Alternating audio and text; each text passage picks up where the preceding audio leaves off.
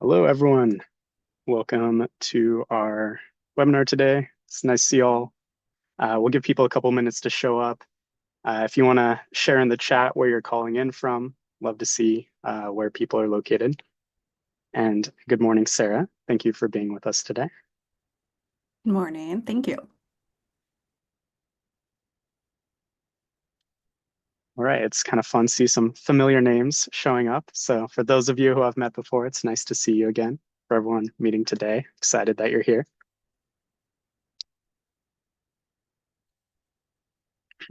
And because we do have a limited time and this is recorded, we'll get going right now. More people will be joining in. So first of all, welcome. For those of you who have attended one of our past webinars, thanks for coming back. If this is your first time, welcome. I'm Ethan. I lead the documentation at Mintlify along with some other roles. And for those of you who aren't familiar with Mintlify, if this is your first time meeting us, we're the knowledge infrastructure for agents. We help you have self-updating documentation. And I'm really excited to introduce Sarah Deaton. She works for Anthropic, which does not need the most introduction, one of the leading AI labs. She's a member of the technical staff there. And yeah, Sarah, do you want to share a little bit about what you do and what products you work on? Yeah, sounds great. So yes, I am at Anthropic. I currently work on the Claude Code documentation. So anything under code.claude.com/docs, and also more recently the Claude Tag documentation. We just launched Claude Tag a couple days ago, so I also got to be involved on that one. Yeah, that's Uh, what I'm up to. Awesome. Great. And yeah, I actually have just started using Claude Tag a little bit myself, trying it out. So that is a fun feature. I didn't realize you wrote the docs for that. That's awesome. Oh, yeah. Um, and then today we are going to be talking a bit about all of the different valuable signals inside and coming from your documentation. Some of these are like, if you get direct user feedback, you can see the traffic, you can see search queries, but going beyond just looking at nice dashboards or seeing numbers go up, but like, what do you actually do with all this information? So I do have some poll questions just as we're going to hear from the audience, curious of uh, kind of how you're working on your documentation. These will pop up as we go. And then feel free as well. There will be time at the end for questions and answers from everyone. So if you do have questions, we will get to them later on. But I'm going to start with actually a bunch of questions for you, Sarah. Just what do you think makes it challenging to measure documentation performance or quality in the first place? Yeah, for me, I think the biggest thing is that the ultimate success metric or the ultimate sign that your docs are working is that end users get the answers that they need and get something working. And that's just invisible to someone working on the docs. We aren't, unless we're like fully integrated in the product journey, which we're not. I can't see if someone goes to the Claude Code docs if the information on the page actually gave them a working application or unlocked their session in some way. So that's the biggest thing for me is that everything that we have right now are proxies for did this actually work for the user? Um, and yeah, that's the biggest part where, as a documentation writer, I really struggle. There's also kind of a separate issue of how do you report up the value of your docs in an Mm, organization. But for me, the most important metrics for are my docs successful is did an end user get unblocked? And that's really hard to see. yeah, absolutely. And I think it's the kind of the good and the bad is like we have near direct contact with end users. Like we're writing things that people are reusing when they're trying to actually do some of our products. But you don't always have that full visibility into like, but were they successful? Like, did they do the thing in the product? And if that data is not connected, it can be very challenging to understand. So yeah, what signals or like types of feedback are you paying attention to most? Yeah, so the biggest ones for me are it is any kind of user signal that I'm getting. And like most people read the docs and if they're not working, they'll just leave or something, or you won't really hear about it. So if something bothered someone enough to move them out of their inertia of just leaving the page and like actually motivate them to write a comment, that's the highest signal I can really get, it feels like. So yes, any kind of user data is something that's super important to me. And we can chat more about this later, but with AI, that's been one of the biggest gifts is it used to be that someone had to spend the time to go through each piece of feedback and sort through what's signal and what's noise. But now with AI, and yeah, we'll chat about more tooling, you can do that pre-sifting. So really get the most valuable feedback and sift through any spam or anything. So I don't have to waste time on triaging. Um, Absolutely. and then, I'm oh, sorry, yes. You just made me think of at a previous job, we had a PM who would go through every piece of user feedback manually in an Excel sheet. And it was, I think, about 4 to 5,000 comments. And yeah, the majority are spam, and you get some funny Slack conversations about like, can you believe someone said this? But when like six are actionable, it's not the Yeah. best use of time. Exactly. So we used to, yeah, in previous roles before AI, we used to also just kind of ignore user feedback, even though it is the best signal you can get when users report something's not working, but because it was so hard to sift through and it just took too much time. Um, and then with AI chat assistants, we'll also chat about this, like AI assistants on the docs. That's also a really good signal of what are people looking for, what are the questions that they have when they land on your docs. But we can get more into that later. Yeah, and even show it off soon. But that Yep. that does kind of interest. Like, so can you tell me a bit about what your feedback workflow looks like today? Like historically, it has been challenging. Like if you get feedback in the first place, then you've got a manual process of find the right like content update, or if it's net new content, like write new content. Also validate that all the feedback is Yeah. true and it wasn't perhaps someone just didn't implement something properly. Yeah, so how have you shifted? Like, what do you do now, and like how do you prioritize what you're going to fix? Yeah, yeah. So I am living on Claude. Everything is No um surprise. yes, Claude for all the things. And so I've got a bunch of different mechanisms going. And I have a mini demo to show off at some point for a demo site, but it kind of mirrors what I'm doing internally.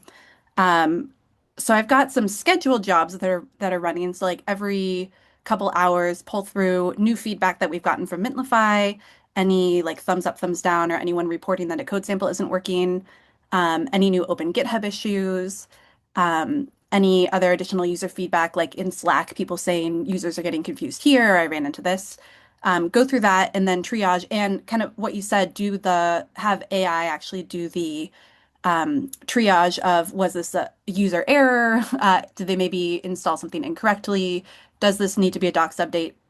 You can uh, look at the source code and see are the docs not actually matching what's in the source code and do an update that way. So regularly triage what's coming in. I also I built kind of a mini dashboard with all of these signals too that I can go in and look at for kind of more deeper analysis of what are maybe the top pages that are receiving the lowest signal. Um, Also look at things like when were pages last edited? Is there a page that just is probably going stale that maybe I'm not receiving any user signal on, but that I should look at anyway?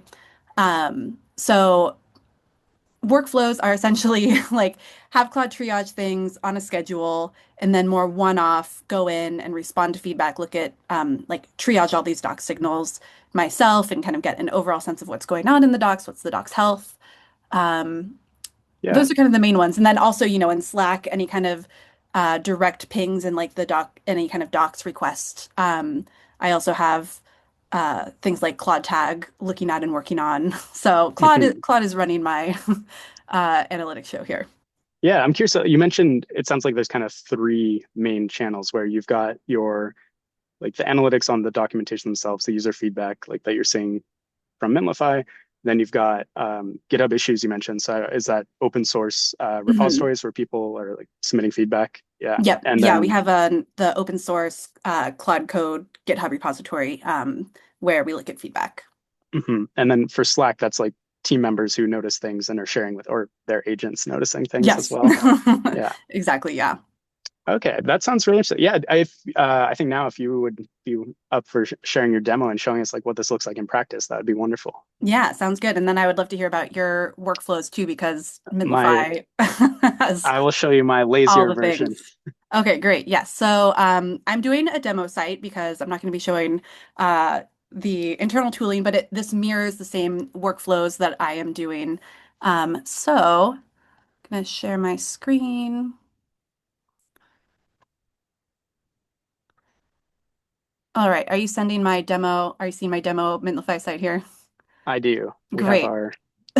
Wonderful. All caps as a service. Yes. If anyone went to Write the Docs, I also had this as my demo site at Write the Docs, and it's been very fun to work on. So I have a pretend service called All Caps as a Service. It does the valuable work of it's an API that takes in a lowercase string and will transform it into all caps for you with a couple of different endpoints. So we have our API reference for all of these endpoints. We've got a couple guides. That we're working on, things like if you need a release notes amplifier, if your release notes need some regular updates to bold things, make them more make them pop.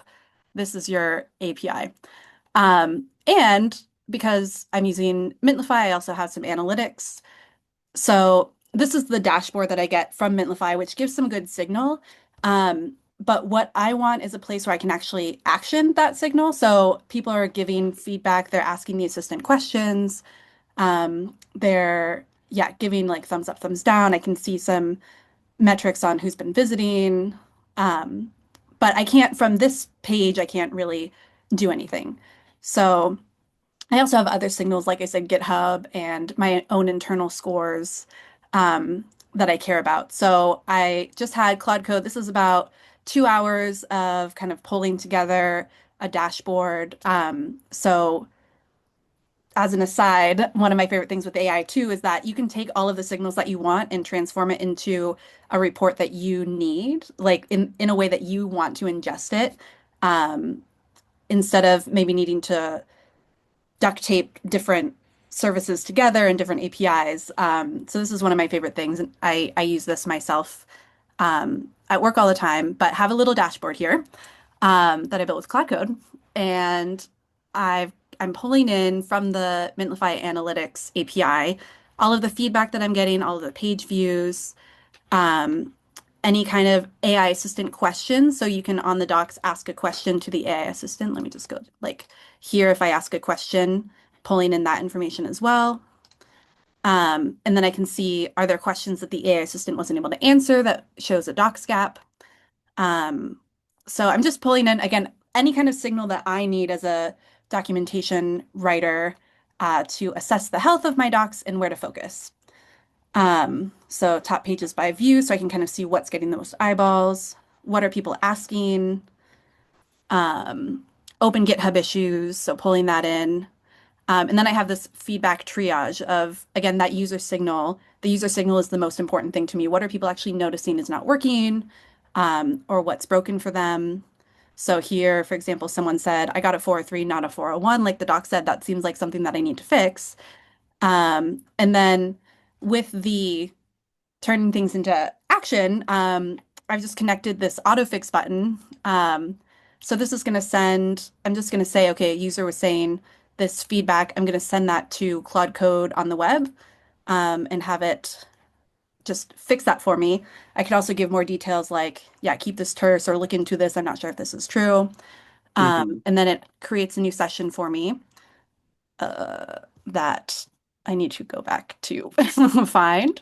Sorry, one moment. No problem. It's also, you mentioned something before about how we need to kind of share the ROI and like explain our documentation metrics people, and seeing the dashboard kind of shows how AI, especially I'm thinking like Claude Design is a handy tool for that because I think a lot of documentation practitioners will know it's like metrics that we might be familiar with, like other people aren't. And you're giving me a bunch of ideas for visualizing numbers in ways that are become quite meaningful.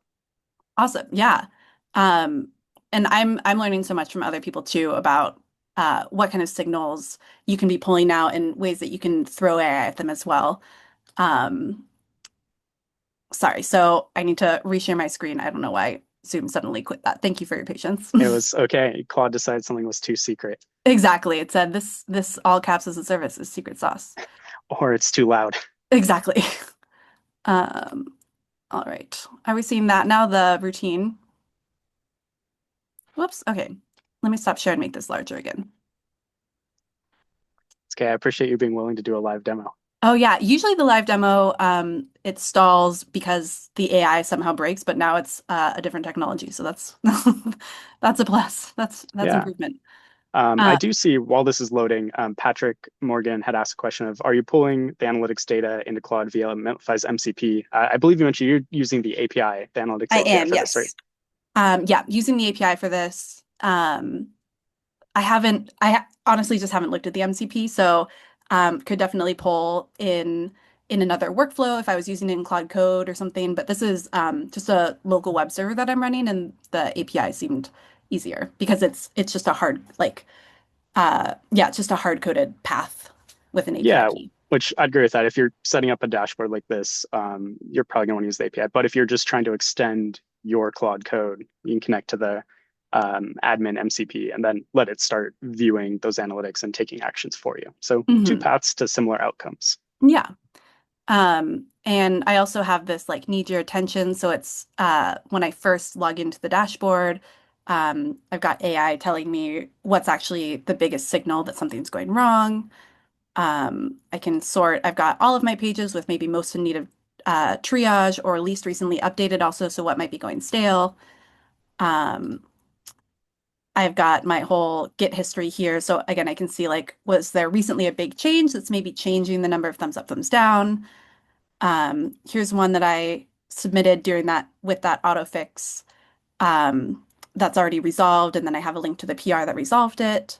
So just kind of all of the signals that I care about as a documentation writer all in one place is really useful. And then as I build these routines and as I figure out the triage, like I can give feedback to Claude Code of this actually isn't triaging the right way. Once I get that really honed in, I can start to set up those routines too, so that this runs maybe even without me, that triage understands what I'm looking for and what kind of sources it's supposed to pull in from. And then I can set up that firing like every couple hours to run on its own. And then a human's always looking at the feedback at the end. So I'm not auto merging PRs without any human feedback, but Hmm. it's all of the like bringing to my attention exactly what I need to know rather than me needing to sift through all of the noise to figure out what's the highest signal.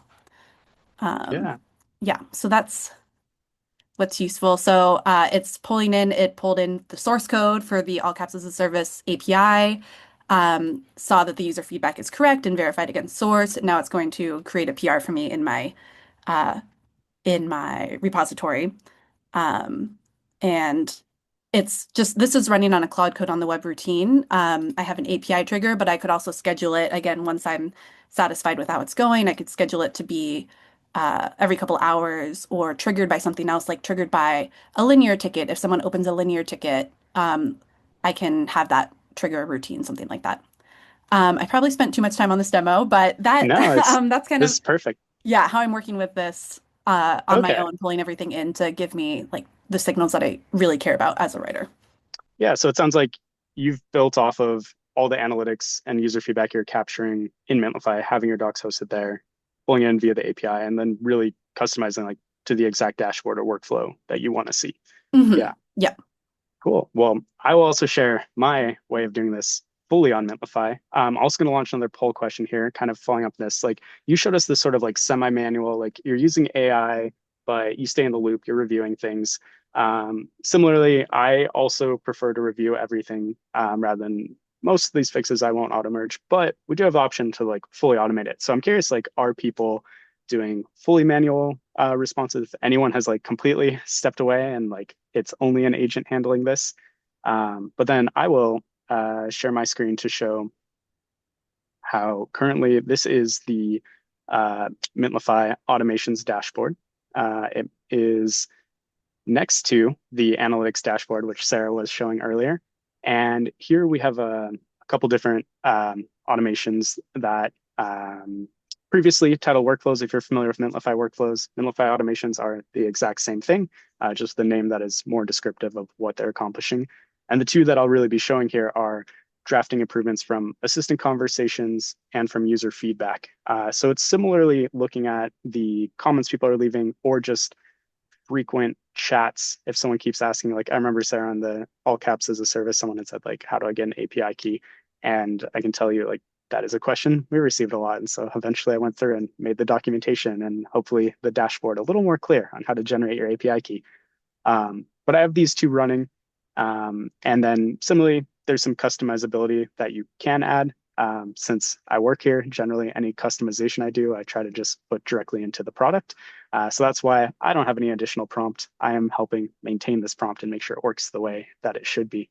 But similarly, like if you also pull in information from Jira or other third-party tools that are important context, can see that too.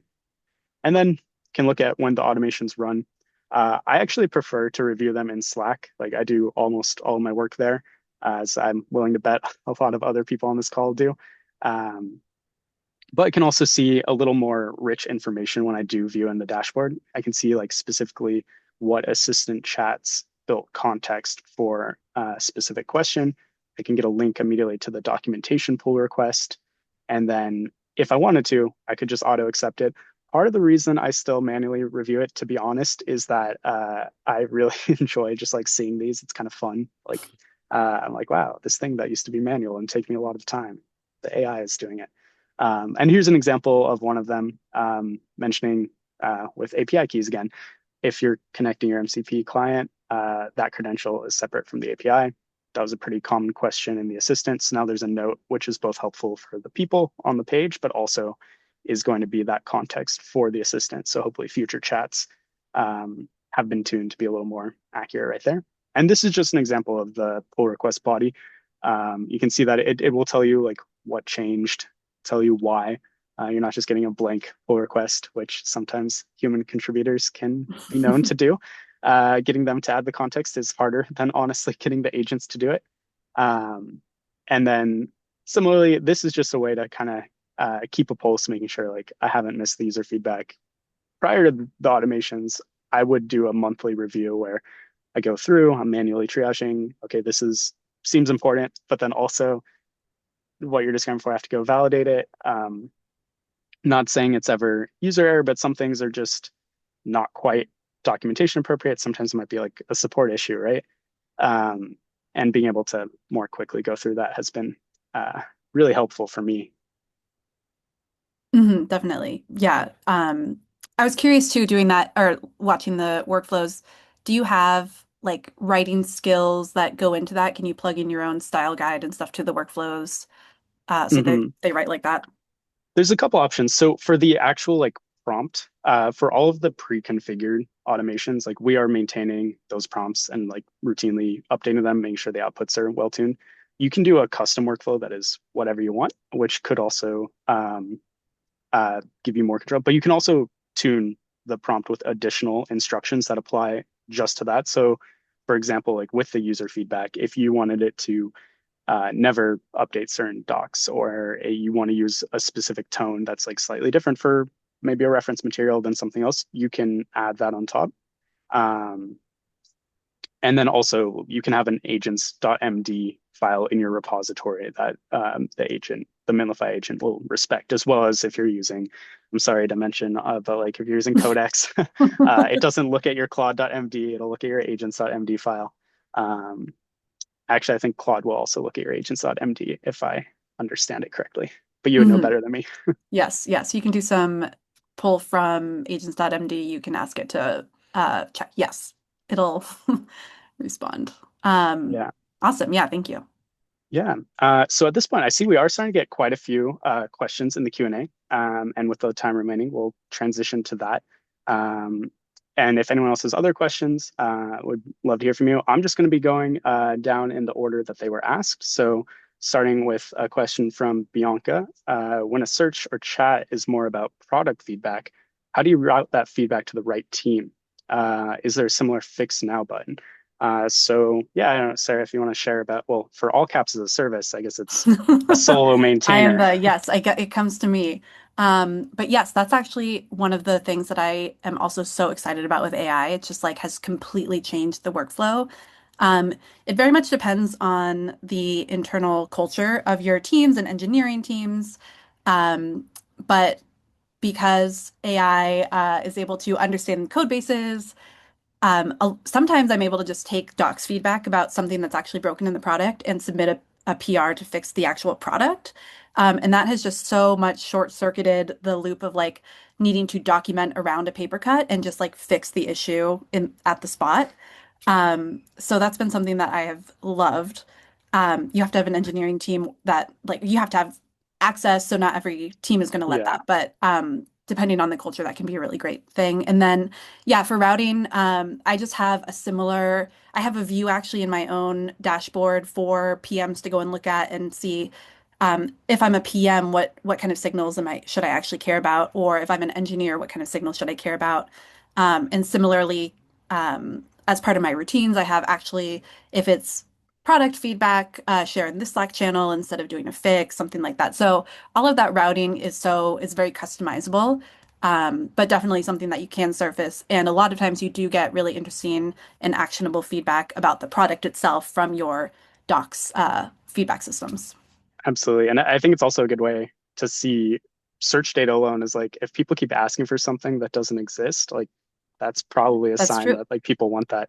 Yeah, And fairly similarly here, where um, I mean, kind of in the unique position of like Mintlify is a tool for it hosts our documentation and I write it. So I'm rather close to the product here.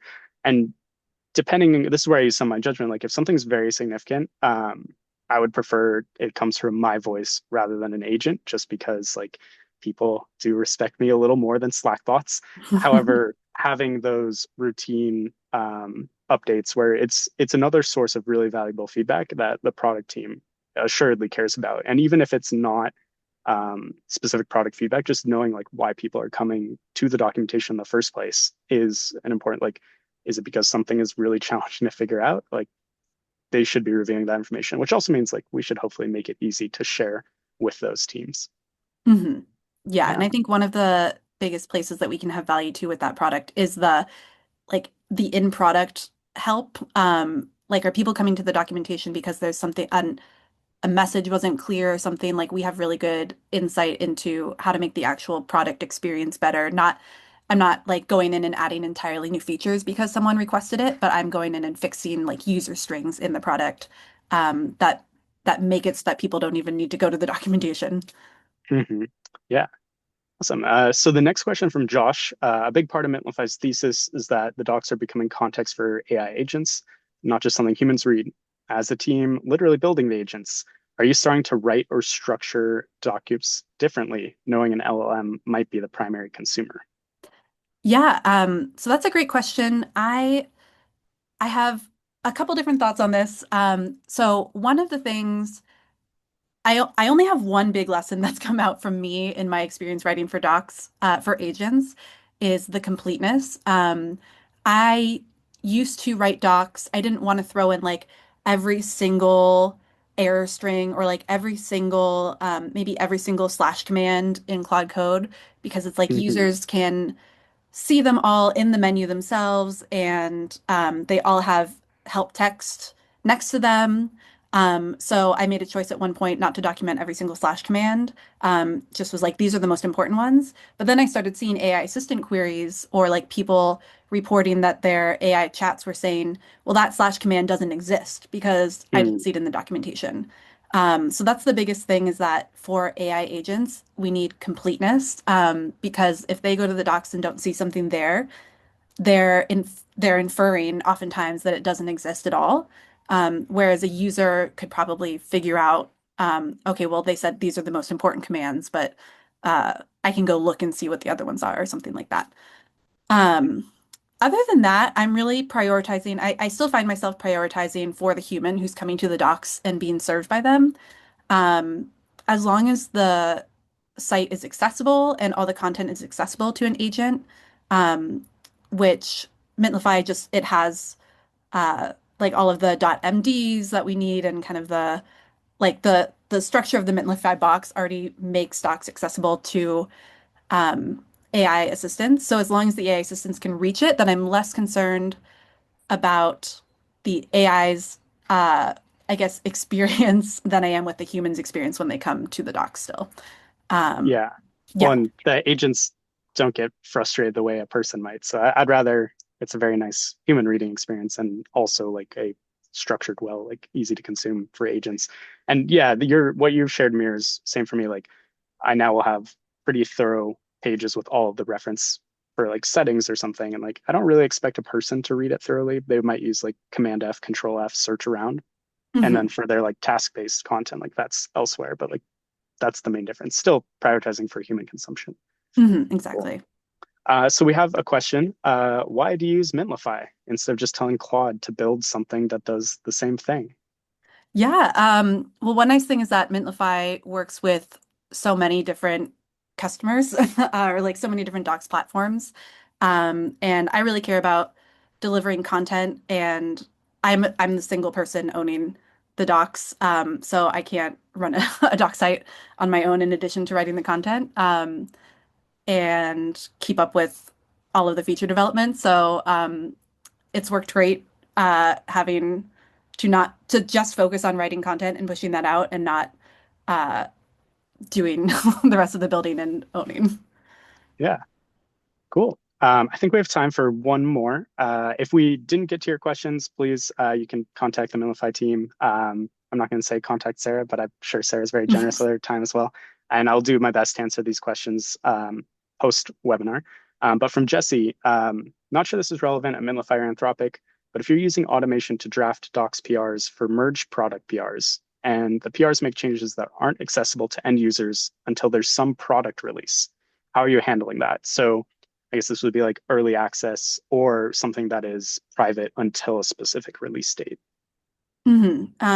Yeah, I have a lot of automation around that too. That's a big thing because you are drafting all the time documentation for things that aren't going out.